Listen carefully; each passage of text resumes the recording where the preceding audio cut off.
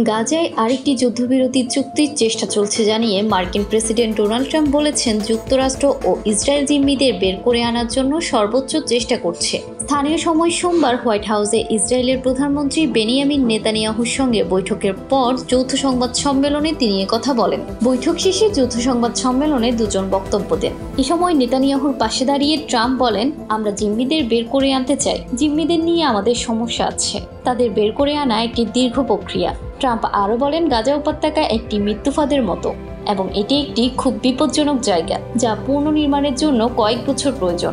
আমি বুঝতে পারছি না ইসরায়েল কেন অতীতে গাজা উপত্যকা ছেড়ে দিয়েছিল।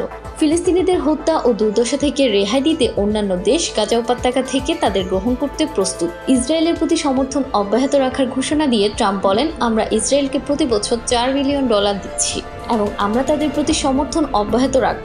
আমরা আরেকটি যুদ্ধবিরতি চুক্তি এবং গাজায় আটক জিম্মিদের মুক্তির চেষ্টা করছি। গাজা থেকে মুক্তি পাওয়া জিম্মিদের শরীরে কোনো ক্ষত ছিল না, কিন্তু তাদের আত্মা ক্ষতবিক্ষত ছিল।